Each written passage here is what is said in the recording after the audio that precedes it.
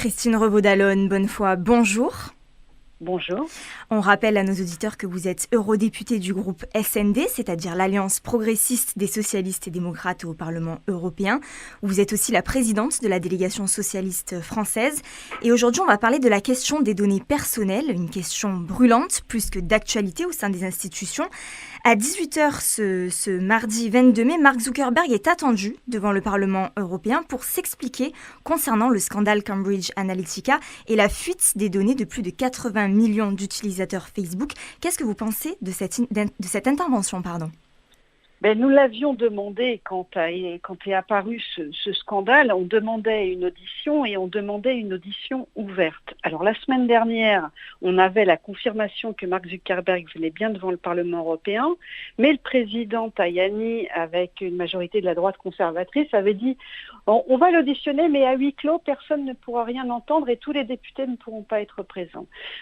L'ensemble des groupes de la gauche progressiste et écologiste ont indiqué que cela n'était pas possible, que sur un sujet qui concernait précisément la protection des données, il n'y avait pas de raison d'accorder à M. Zuckerberg la confidentialité qu'il a refusée à des millions d'utilisateurs.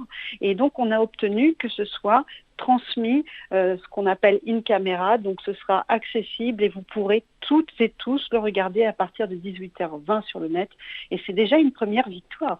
Le 25 mai prochain entre en application le nouveau règlement européen sur la protection des données personnelles.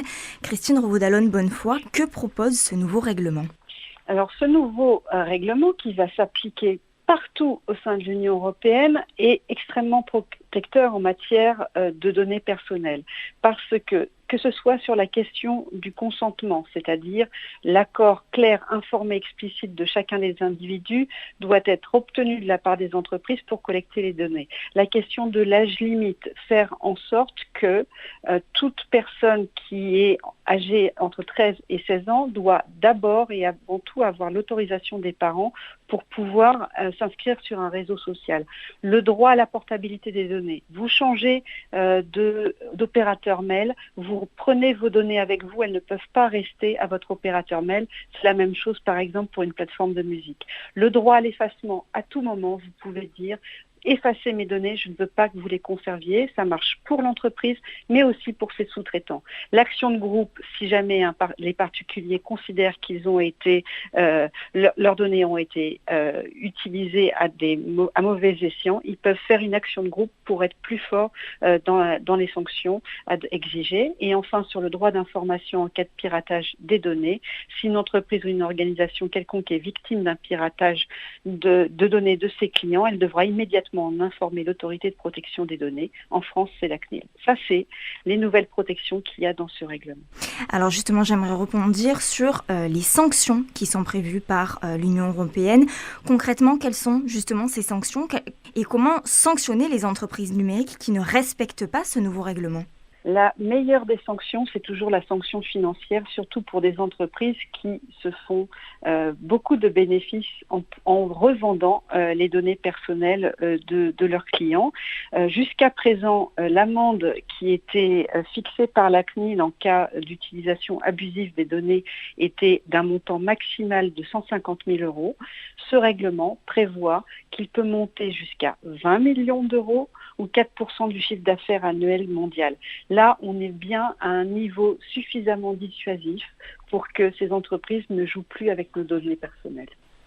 Alors, on a bien compris qu'il fallait une stratégie globale, une stratégie à échelle européenne, mais comment garantir finalement le respect du droit européen par des firmes qui ne font pas partie de l'Union européenne ? On pense par exemple aux géants du net, que sont les GAFA, Google, Amazon, Facebook ou encore Apple, qui sont pour la plupart des firmes américaines.